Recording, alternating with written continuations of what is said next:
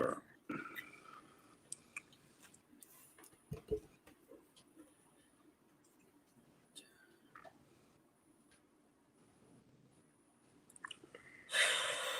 Hello, everyone. Welcome to this live stream tonight. And look, apologies for delays. Had a few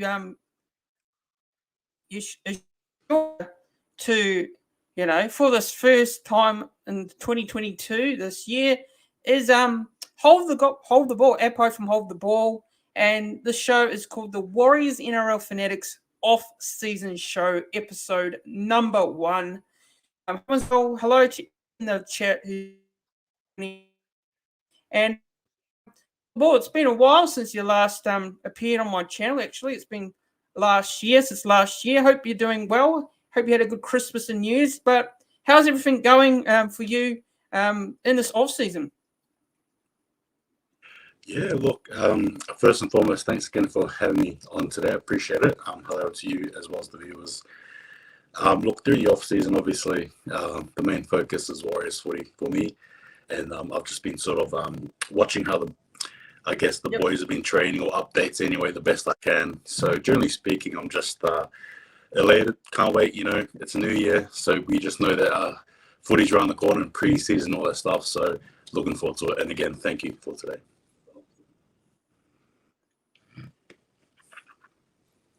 Yeah, so before getting into the show, I'm gonna discuss, what we're gonna talk about tonight. So we're gonna go through a couple of topics which me and Hold the Ball have picked out privately today. So what we're gonna do is we're gonna go through like our key players that we think going to be the breakthrough players for this year, like players to watch out for. We're gonna discuss a lot more things like Ash Taylor as well, whether we think he's going to be in the starting 17. Aaron Pene, what will he bring to the side? And many more other topics which we will go through tonight as well. But any questions or comments, read them out on the live stream as well. So Hold the Ball, why don't we get into it now? It's quite a few topics to discuss, but let's get into it. So Hold the Ball, you ready to discuss all the topics? Yeah, man, you take the lead and I'll follow you, man. Let's do it.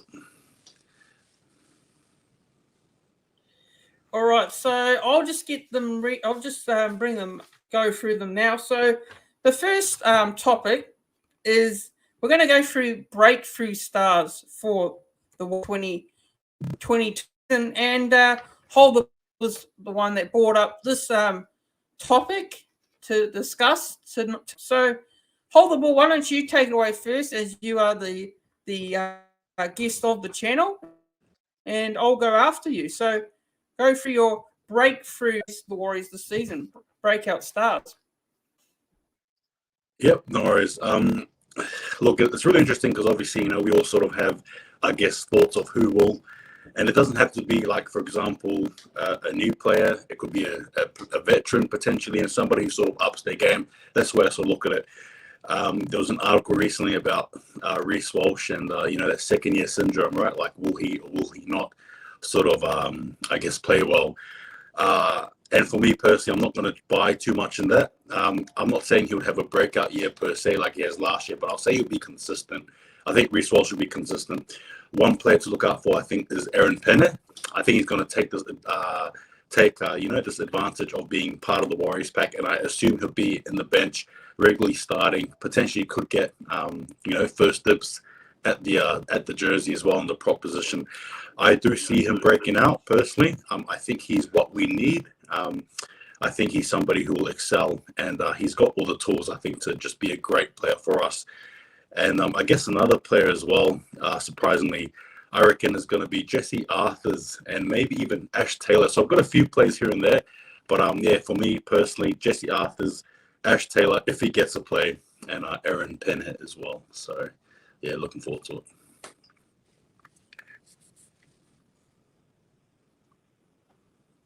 Yep, as the banner is up, I'll put the banner. So this is the first topic, our breakout stars, Warriors players to watch. So very interesting list here. For me, I'm looking out for the likes of Robbie and two players that people may not know about and I haven't seen them play yet, to be honest, but I thought in there is Kep twins, Valangi. So both are in the NRL squad. Both play for the Redcliffe Dolphins, and I reckon they'll be players to watch out for, actually. I think if they get the opportunity, push for a first grade side, first grade spot, I mean. And also another player is an unknown, Aiden Corrigan. So, yeah, those are a couple of players that I've got. Hold the ball. What do you think of my list first before I give my thoughts on your list? Yeah, look, I think your list is good. It's obviously definitely, out of the box, particularly those names you mentioned, Corrigan as well. He's probably a very unknown player amongst us Warriors fans, unless you're really sort of, following the team and looking at the signings that we've had during the off season. He could be interesting. He looks the goods. Looks like he has a good motor on him. So we'll just see what happens. But yeah, in regards to both of them definitely have every chance and every right to be a breakout star. But the beauty about it, though, is that he's going to be a little position to fight for, I think. So it's good. But yeah, I like him. Good choices, man. Yep. Look, I think with your list is pretty good, actually, Aaron Penne. Look, I know I listened to a podcast. It's called The Rugby League Guru. So go check him out. He does some great rugby league content, The Rugby League Guru. And he said that Aaron Penne is a young. So, yeah, look, some interesting. Look, I don't watch too much Melbourne Storm, to be honest. So I haven't seen too much of him play, but from what I've heard, he's a good talent. And look, the big question is for Aaron Penne is, will he be in the 17 every week? Because we've got the likes of Matt Lodge, Adam Fanua-Blake. They'll be both definitely starting. I can't see Aaron Penne taking one of those two spots from both of those players. I think it'd be a Lodge, Adam Fanua-Blake starting for me. When we're full strength, of course, because Matt Lodge is suspended for round 1, as you know. But I think Aaron Penne should be in the 17 each week. If he does perform, that is, of course. But, yeah, Aaron Penne, he's definitely a player to watch out. And what was your other player that you had on your list, your other two players? I was a bit greedy. I took two more players. I had sort of like Ash Taylor, and I had Jesse Arthurs as well.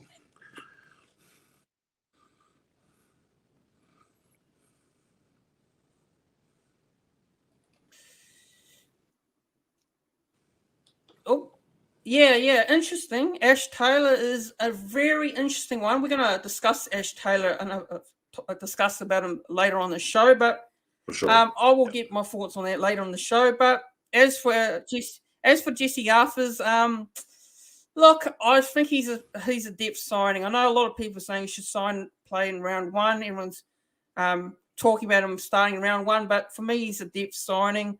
I don't think Marcelo Montoya should be left out of the side for Jesse Arthurs, in my opinion, because I think Marcelo Montoya had a good season last year. I think he was very underrated for us. So Jesse Arthurs, I think he's only a bit of depth for me, from my personal point of view. But he can sneak in there, there's no doubt about it, but I just think he's just a depth signing for me. But that's what I think. Yeah. No, that's a fair point. Just everyone. So, rugby league roundup says, what did he say? I'll just go back on the comment. It's just gone up the screen. He says Reece Walsh will be a breakthrough player of Rocco Berry. He reckons Rocco Berry. Mm-hmm. The Warriors forgot the Berry. That will take a whole show, to be honest. I think that will take a whole show.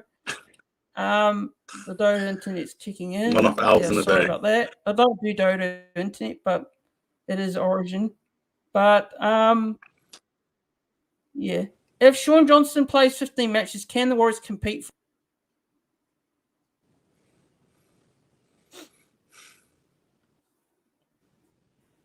Hey, sorry. What do you think if Sean Johnson plays 15 games? Do you think the Warriors compete for the 8 or not? Absolutely. If Sean Johnson is fit, we absolutely have yep. Oh. If Sean Johnson is fit and playing, we have every chance to make the 8. But the question is though, can he? And unfortunately, this is going to be one of the things I'm going to be unfortunately crossing my fingers for, is that he can be fit. So we'll have to wait and see.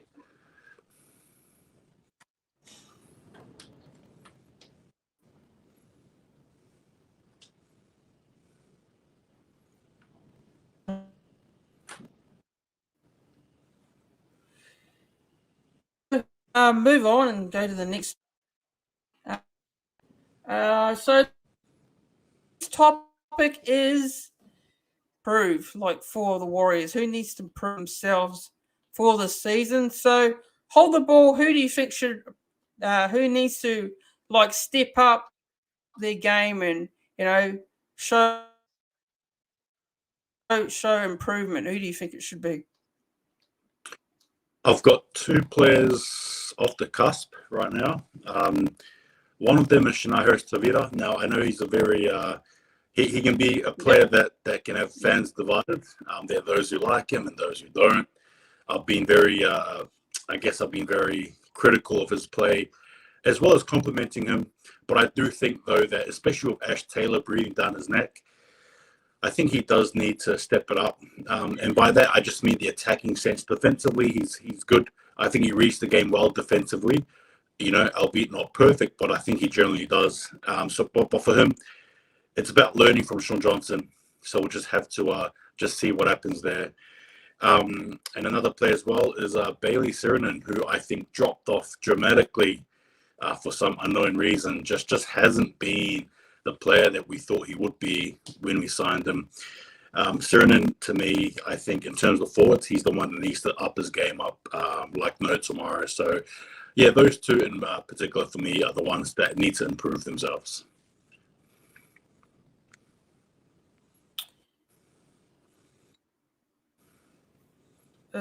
Sorry about the lag, guys. Interesting. Yeah. Players that probably need to step up a bit more. CHT, obviously, like you said there. Jazz Tavanga, I think, needs to step up a little bit more. And Cody Nikarima as well, actually. So, yeah, I think those are players that will need to step up from my point of view. Fair enough. I thought in the latter end of the season anyway, Jazz Tavanga sort of lifted, so to speak, from the back end anyway. But yeah, I know what you mean. It probably doesn't cover for how he played throughout the season. But I definitely think in the latter parts of the season, I thought he did okay. But as for Cody Nikarima, well, yeah, he's a box of chocolates, I guess. You just don't know what you're going to get. So have to wait and see with him.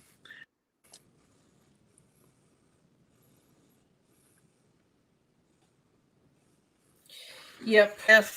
That's a fair call. I think your list is pretty good, actually. I like the list. But moving on to the next topic now, and it's Sean Johnson. Now, we all know Sean Johnson, has had a few issues of history of injuries in the past. Where he last played and how much of an impact Sean Johnson on the Warriors going season. But what do you think Sean Johnson can make? Because it's going to be interesting to see how it goes. Yeah, look, it's a funny one. Obviously, again, when we signed him, I suppose there was definitely a lot of noise there. Heading into the preseason and all that stuff very soon. I guess there's probably a room of excitement, I think, anyway. For me, I'm definitely excited. Look, it's not about looking at Sean Johnson as he is now, though you got to take that into consideration. I think it's just about looking at Sean Johnson as a whole, as the whole player, as to what he can bring. We're not going to worry about the fact that he's not as fast or not as agile as he was before when he turned the clock. We're going to be looking at somebody who, I guess, is more mature, more wiser, more smarter, so to speak, in his kicking game, is levels better than what it was prior to. The difference he can make to me just depends on his fitness overall. I keep on bringing it up, and I've always brought it up. The thing with Shaun Johnson is I love what he can bring, but unfortunately, he carries an injury bug with him, and it's been well documented. I don't think I need to go into detail there. But if he can be fit, if he can keep fit, I think he'll do what it takes for the Warriors. He's got that level head. He's got that presence there. To be fair, well-spoken. He's well-spoken guy, well-mannered, nice player, nice guy, you know what I mean? And I think he can definitely carry the Warriors. His impact will be surreal. If used properly, if used correctly, his impact will be surreal. When you sort of add into consideration, you've got Walsh there, right? Those two can work in tangent. I think it'll be something magical, potentially pairing with Taylor or Harris, whoever it is. But his impact, I think his difference will be second to none with the Warriors. He's coming in hungry. He has unfinished business, as he said. And the Shaun Johnson that's ready and hungry, I think, is one that we need to watch out for. So, yeah, a lot of difference, I think, if he can stay fit. Fingers crossed.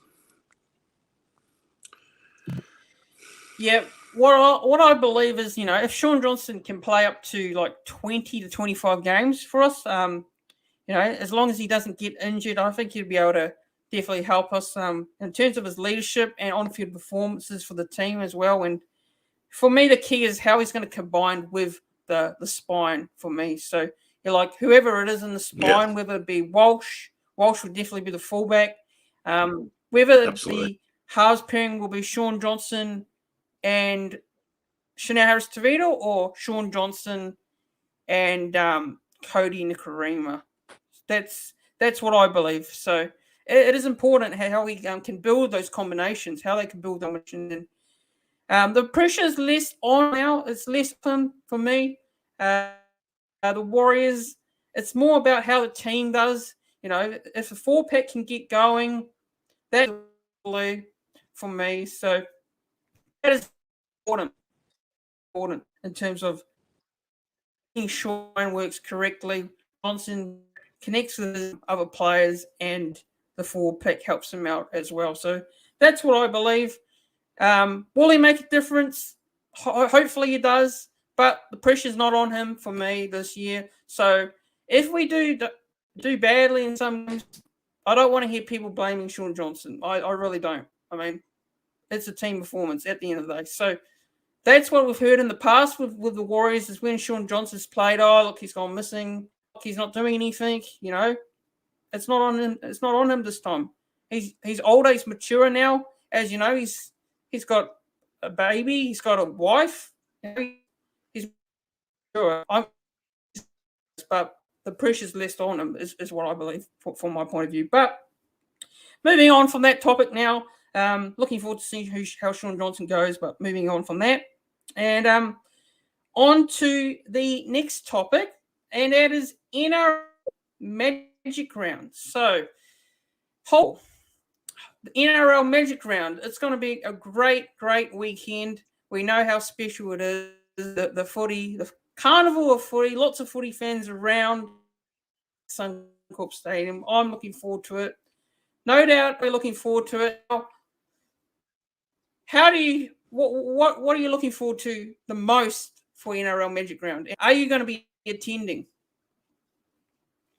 All right. So, look, secrets out the bag. Yes, I will be there. I'm actually going to Magic Round, so I hope to see some of you. You guys there will be great, and you crazy Queenslanders there as well who live there. Looking forward to it. But look, I'm looking forward to just being part of that atmosphere. I miss a good rugby league atmosphere.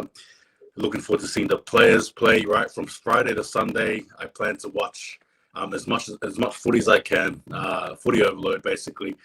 I'm looking forward to the atmosphere, the games, the interaction, the engagement, right? Potentially seeing players, connecting with players would be great. Just seeing your content creators as well. But ultimately, I think the most important thing is the Warriors being the Rabbitohs. That's all I care about at the end of the day. That's it. So, looking forward to it. All jokes aside, though, it's going to be awesome, man. So, yeah, for sure. Can't wait. Yep. And as we can see, we've got a try in the live. So if there is a mod on this chat, please remove him, ban him, kick him off the chat. Don't know what the issue is anyway, but I'm going to ignore it, try and ignore it. Magic Round, I'm also looking for it. Definitely be attending. I'm sure a lot of YouTubers will be attending. It's going to be great fun. It's going to be awesome to catch up with everyone. I don't know whether I'll be going to all 3 days. I will definitely be going to the Warriors day, but I'm not too sure if I'll be going to all 3. But I'm sure a lot of people will probably be attending every single game on that weekend. But bring on NRL Magic Round, and we're playing South Sydney Rabbitohs, which will be, I think, I know we've had some floggings by South Sydney last season, but that's in the past, and South Sydney are definitely rebuilding now. There's no Wayne Bennett. There's no Adam Reynolds. They still have a good Sydney, but I really don't think they'll be as good as last year, and I think they're there for the taking for me. So, yeah, CJ Moxley says I will be there. Yeah, looking forward to catching up, CJ Moxley, and Pro Enzo be unfortunately 2000. I'll drive up there. Fair call, rugby league roundup. But yeah, Magic Round, can't wait for it. But moving on to the next topic now. Just don't want to spend too long on one topic, but moving on. So the next is Ewan Aiken. Now, this has come out recently. Now, there was an article on stuff.co.nz, Ewan Aiken. He discussed that this year is a make or break season for the Warriors in terms of the finals. Here, this year's a big opportunity, and they need to take it. And I think it's a fair shout. Actually, I think it's a really fair shout. And also, he discussed what position he could potentially be playing this year. So, hold the ball. What do you think of Ewan Aiken's comments made about Warriors being a make or break season? Look, I think it's fair, to be fair with you. If you sort of look at the last couple of seasons, apart from 2018, 19, 20, 21, the last 3 seasons were missed out on finals. Yes, to be fair, with a new coach now, is it make or break? Absolutely is. There is definitely a lot of pressure, whether you like to admit it or not. I think there's a lot of pressure that's actually on the Warriors to make the 8. We need to. We've vented about this for days on end last season, and we will continue to. In regards to us making it, we need to. There's no other option. I think at the same time, you could even potentially look at Nathan Brown and his job. I don't want to go there, but I think I will. There's definitely a lot of pressure for us to make the 8, and he's right. It's make or break. We've got the best assets now. We've got the best tools to do something. If there was ever a time now just to even land on the 8th spot, even on 8th spot, now is the time. There's no excuses. I'm sorry. We just got to do it. And if you're just talking about his position change as well, look, I see Ewan Aiken as a starter, regardless of where he plays, whether that be second row or centre. He'll be starting regardless. He's a vital player defensively as well. His defense is great, on point. Offense maybe a bit too one-directional, but in saying that, that's okay. We can work on that. But overall, is it make or break? Absolutely it is. And I'm actually happy he said it. It needs to be said. We need to make the finals. I'm not going to stress that enough. We do. Simple as that.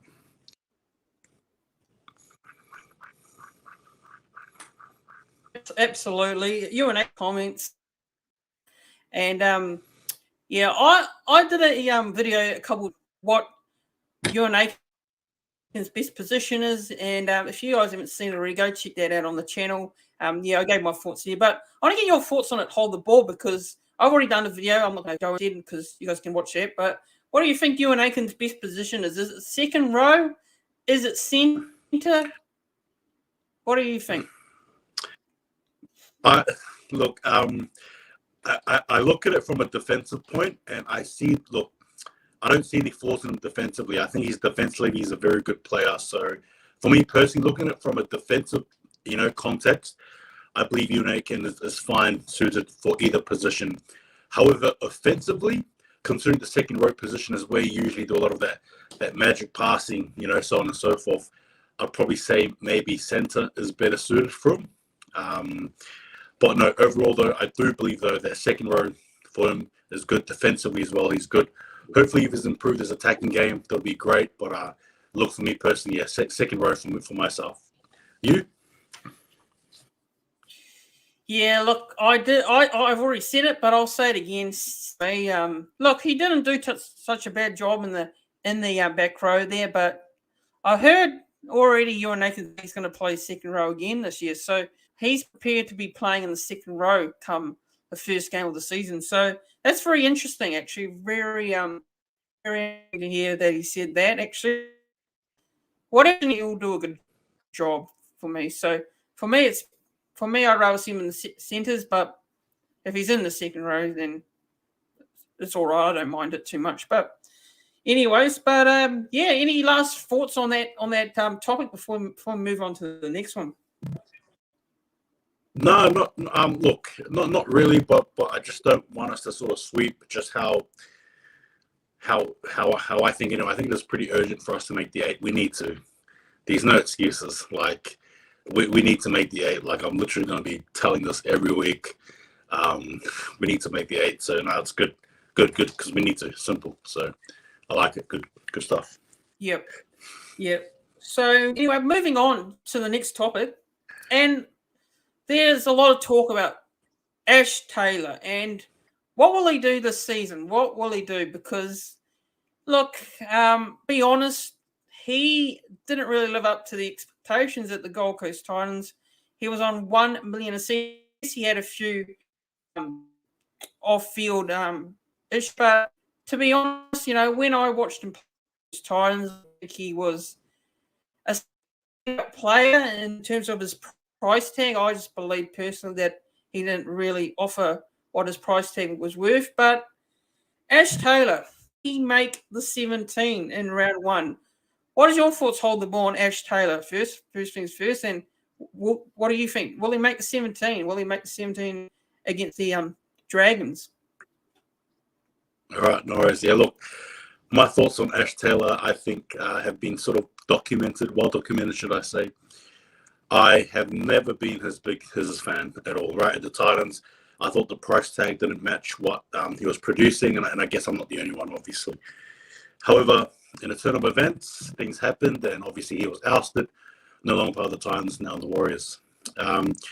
One thing, though, is that it sort of reminds me of that, from riches to rags sort of story, in the context of pay, in the context of where he is from $1 million to now trying to fight for a trade and trial contract. And, if he gets it, he'll probably be paid the bare minimum. You're now witnessing somebody who has nothing in that sense. As I sort of talked about before in regards to the intangibles, things you can't see. So what can he sort of bring? You know what I mean? I like his sort of story because, like I said, it's somebody, he has nothing now. He's come to the Warriors squad. He's doing everything he can to get in the squad. I'm sure he's busting his guts out, and it's something that I think I appreciate, somebody from his position who has had it all and has nothing. So that's my thoughts on him. I actually can't wait. And ultimately, I think, can he make the 17? I hope he does. In terms of my halves pairing for Sean Johnson, for me, it's Ash Taylor, hands down, all the way. I'll choose him over Shania Harris-Tavita or Cody Nakarima, personally. He's got that experience, all right? Let's not sort of, pretend he's not an experienced footballer. Again, though not the best quality of football, but again, a footballer nonetheless. And he's played for the Titans a number of years. You've got to sort of give him something. So for me, that leeway is he's got that experience. He's played there before. He's hungry. Sometimes people who have their backs up against the wall are actually very dangerous. And I think he's probably somebody who's going to be hungry and ready. He's going to be ready to make his mark. So my thoughts on him, looking forward to it. Will he make the 17? My personal opinion, absolutely he will.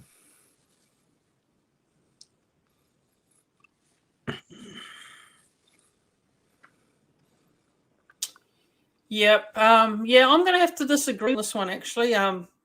Look, I don't want to bag the guy, I think, like that. I'm not going to, but it's going to be interesting to see how he does in preseason for me, in terms of how he does in the preseason training, how they use him in the trials, whether they start him or will they use him off the bench? That will be very interesting to see how that goes. But will he make the 17 again in round one? Well, I'm going to say no. I just personally, from my point of view, Sean Johnson and Chanel Harris-Tavita. I know a lot of people say, Chanel Harris-Tavita's been given a lot of opportunities and he's done nothing. Well, to be fair, if you look at last year, Chanel Harris-Tavita had a lot of injuries.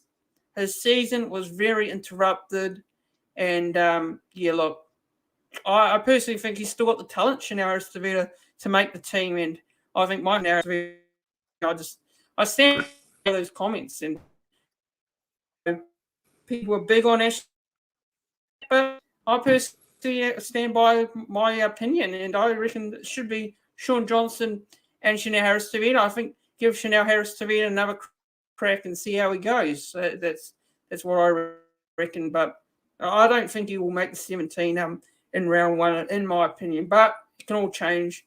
Pre-season, anything can happen, and you never know. He might play well in the trials and get an opportunity in round one, but I don't think he'll make it in the 17 for me. But yeah, moving on to the next topic now, and the next topic is Aaron Pene. The next topic is Aaron Pene, and what impact will Aaron have on the Warriors this season?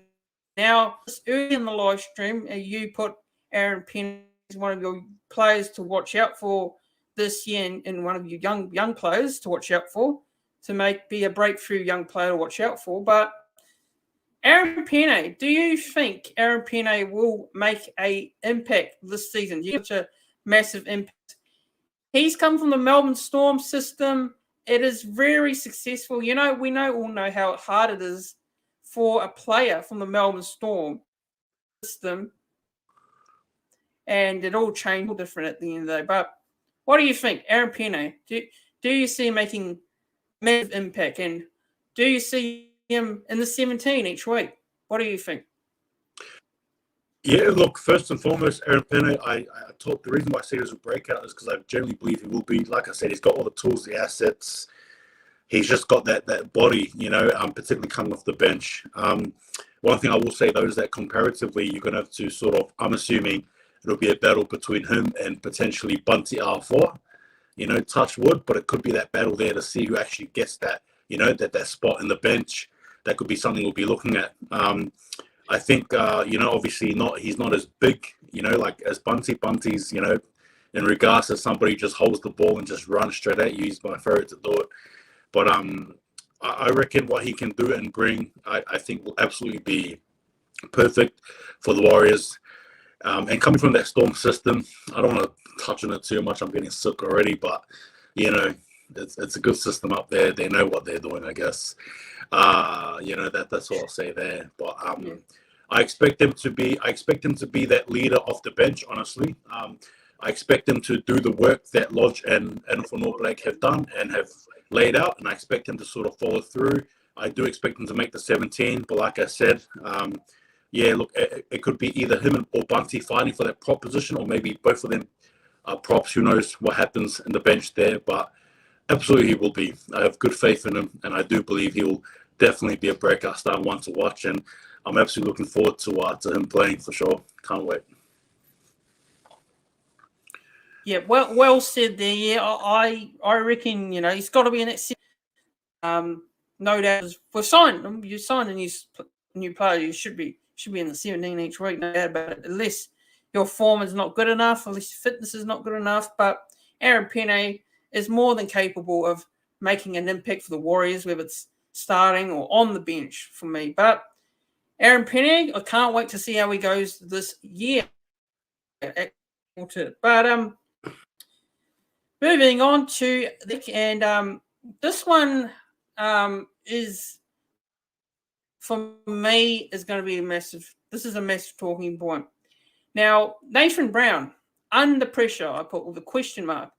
Now, do you think Nathan Brown is under pressure this season? Because we look at last season, it was a difficult year for the Warriors, no doubt about it. But yeah, he's got the scoreable. I know people won't say but I'm going to disagree with it. I think we've got the squad capable of making the finals. Now, the Warriors, if they start the season well, they need to start the season well. Obviously, they have to. Now, if we don't start the season well, there'll be lots of pressure put on Nathan Brown. Personally, from my point of view, what do you think? Do you agree? Do you agree with Tommy, or do you have another different opinion on it? Look, I think this is going to sound weird, or different, should I say? I think the Warriors are, as a team, are more under pressure than Nathan Brown is as a coach. That's what I think. And so the reason, what I mean by that is that I reckon, obviously, the aim is to make the 8, but I don't believe he'll be fired though. That's my gut feeling. I don't think we're going to fire him straight off the bat if we don't have if we have a poor season, another one, touch wood. But I do think though that he definitely has to meet the requirements of.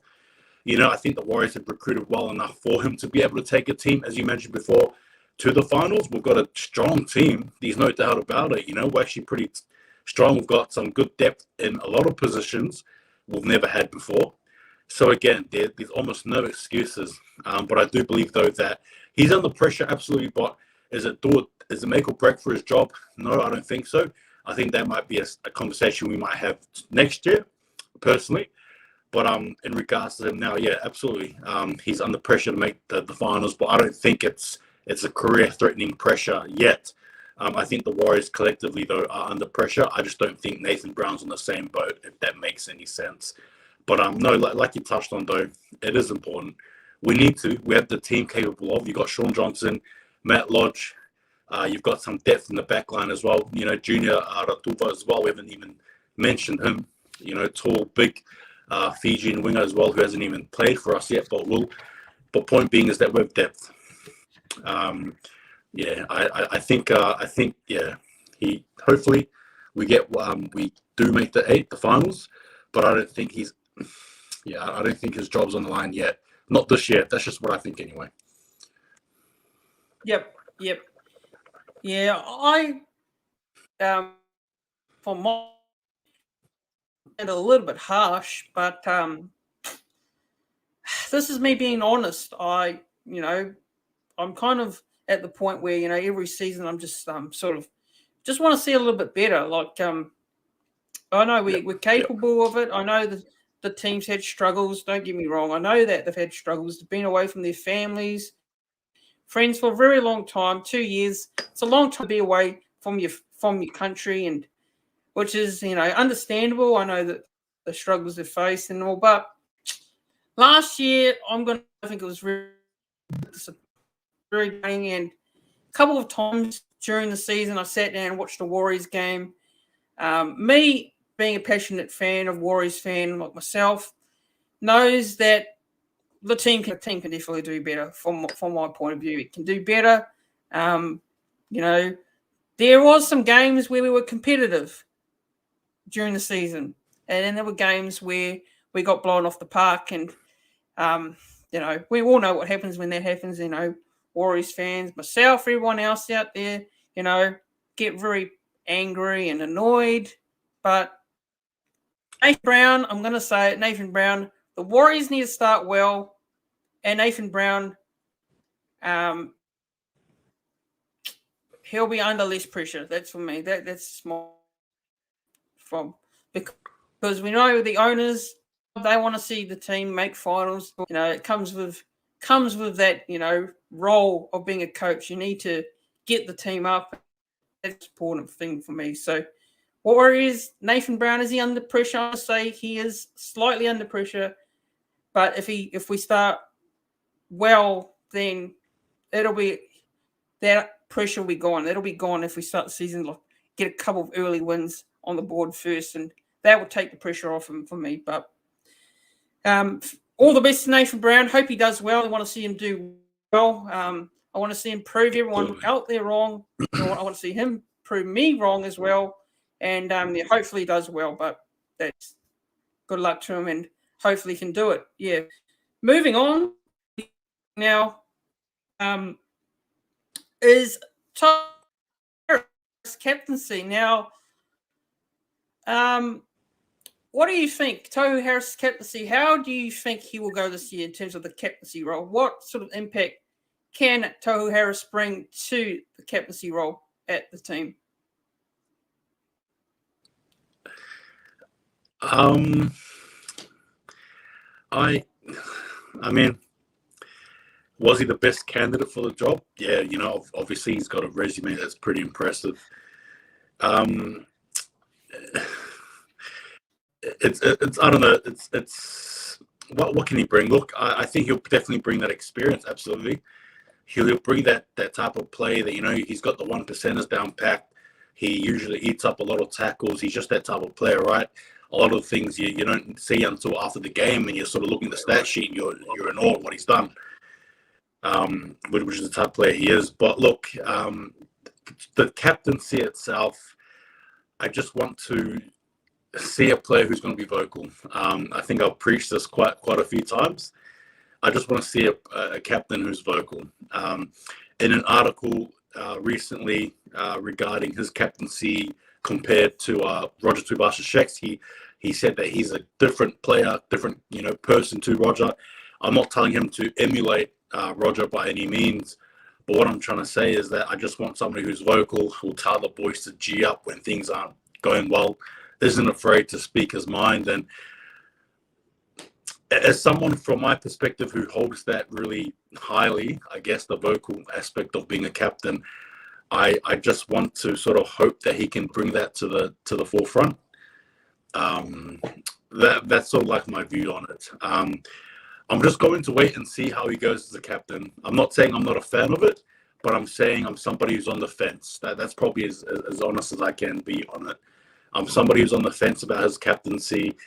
I would have probably chosen Shaun Johnson personally. If we were going in that direction of experienced players, I would have gone with Shaun Johnson, someone who's not afraid to talk, someone who's not afraid to get gritty and dirty with the players if need be, particularly if they're not pulling themselves up. But with Tohu Harris, it's like I said, from an action point, he's going to give you what you want. He's going to give you exactly what you need. He's going to give you what you want.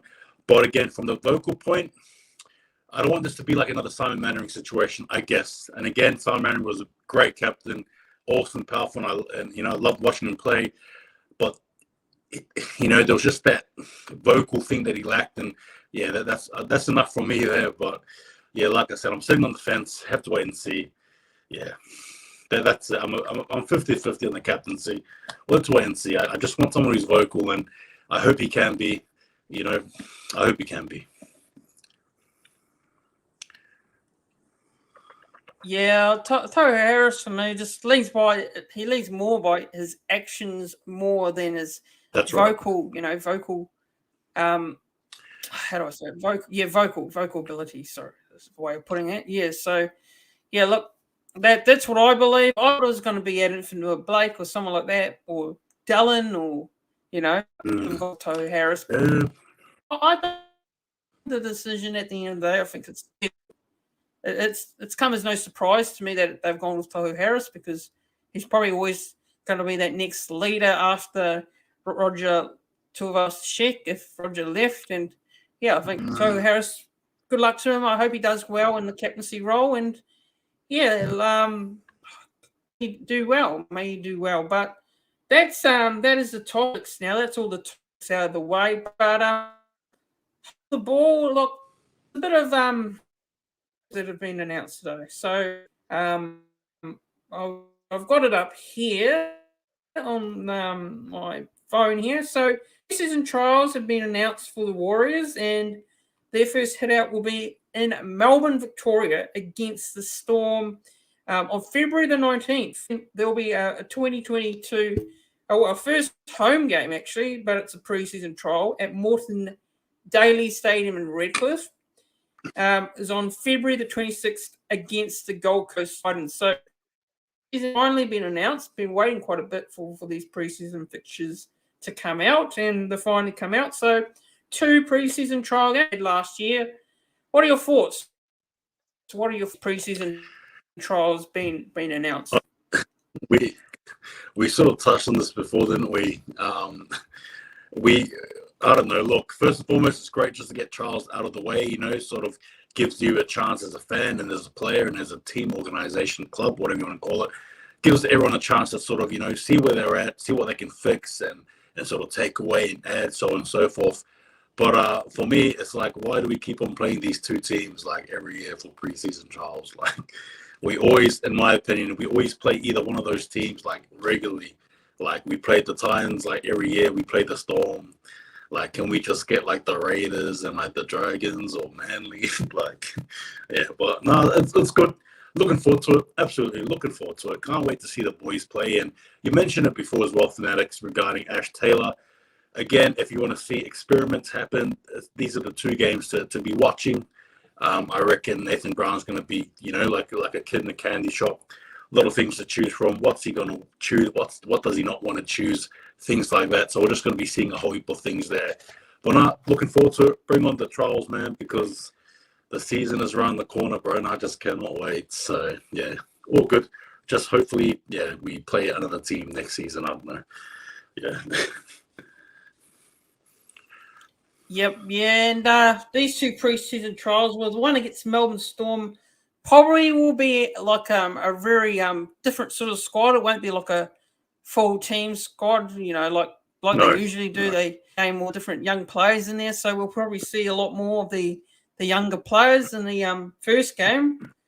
And the second trial will probably see close to our full strength lineup before the season gets underway in March. So that's what I think will happen. I will be actually, this is an announcement now. I'll definitely be trying to live stream the preseason games. So what I did the preseason trial game live stream last year, and obviously they did their games all on NRL.com. So what I'll be trying to do is live stream the first trial game Storm on Saturday, February the 19th, and possibly the second trial game against the Titans at Moreton Daily Stadium. That is, I'm not sure if they're attending yet. It's up in arms. Not too sure yet. But preseason trials, I'll be doing a preview, review, a player ratings, like I do with normally during the season with the NRL. So I'll be doing a lot of content during the season with the preseason trial games. But as for you, Hold the Ball, any other plans channel this year? What are your plans for the channel before we do get on out of here and finish up the stream? Yeah, look, I guess it comes of no surprise. I haven't been as active as I have been. So basically, this is probably the kick that I need, so to speak. My plans is to basically get into things more regularly, particularly the Warriors, particularly NRL. Not even that, International Rugby League and all that jazz as well. I sort of dabble in the California Rugby League, so expect some of that.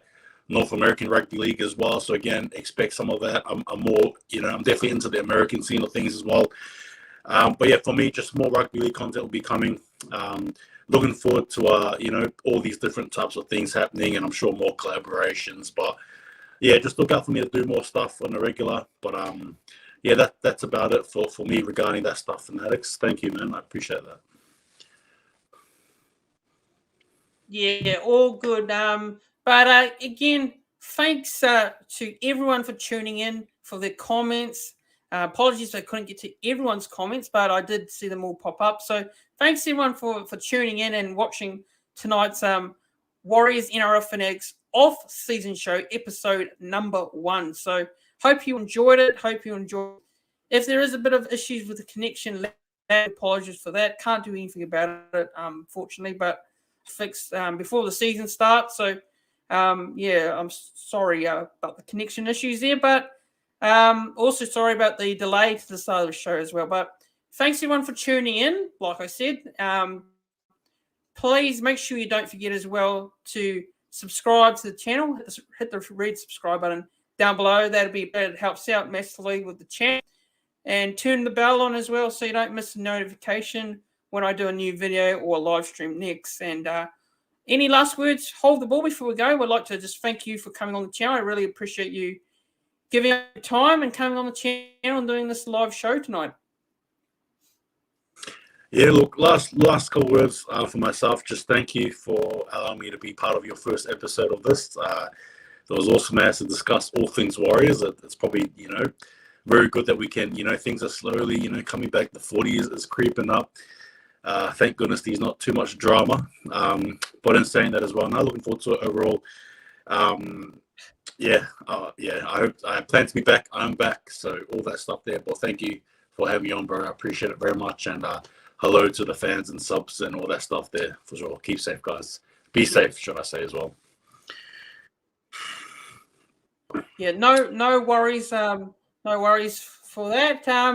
Okay. So thanks again, and don't forget, go check out Hold the Bull's channel as well. He may be a little bit inactive months, but I'm sure he'll be back and better. And for Hold the Ball, go check him out everywhere. He's on Instagram. He's on YouTube, Twitter.